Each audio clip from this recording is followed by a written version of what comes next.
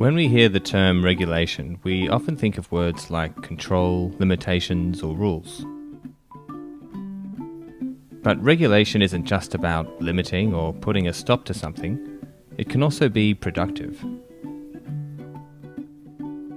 Perhaps we can start by looking at ways the government regulates the media. This can be through legislation.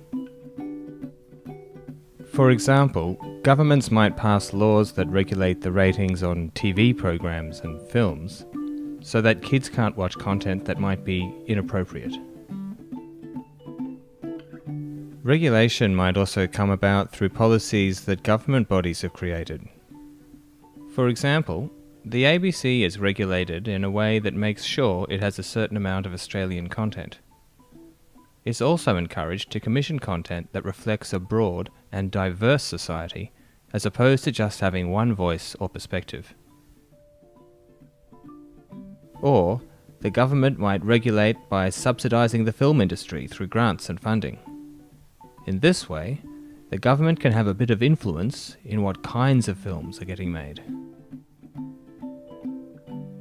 So, while regulating the media can involve restricting some things, like not letting kids watch scary or inappropriate stuff on TV, it also tries to make sure we are encountering media that reflects a diverse Australia.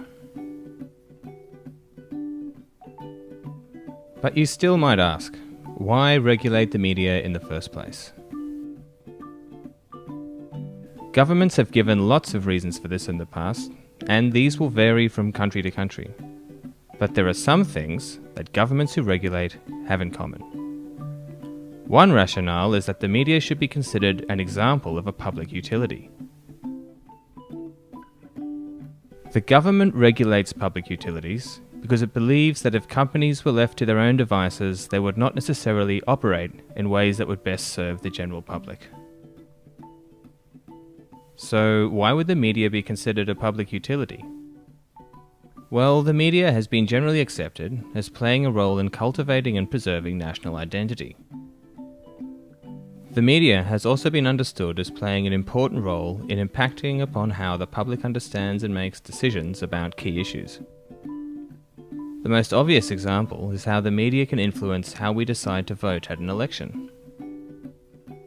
So, the government might regulate the amount of advertising that political parties can broadcast. That way, one party won't have an unfair advantage. So, perceiving the media as a public utility is really acknowledging its influence in maintaining national identity and its power to influence public opinion. But we should also talk about deregulation. Not everyone is happy about media regulation. It's an issue that has raised lots of debate and disagreement. Since the 1980s or thereabout, there have been a number of pressures to deregulate, that is, to loosen the government's intervention in media industries. This pressure to deregulate was partially a result of neoliberalism's growing popularity. Neoliberalism favours free trade and the ability for markets to operate without government restrictions and regulations. For example, a neoliberal approach wouldn't want the government to place restrictions on cross-media ownership. That's when the government says someone who owns a newspaper can't also own a radio station and a television station. So, is deregulation really re-regulation? One of the arguments that David Hesman-Helsch makes in his book, The Cultural Industries, is that deregulation is a misleading term.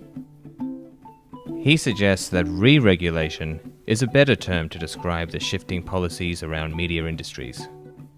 The word deregulation implies that regulation has been removed. However, in many cases, regulations haven't been removed, but have been replaced by a different set of regulations.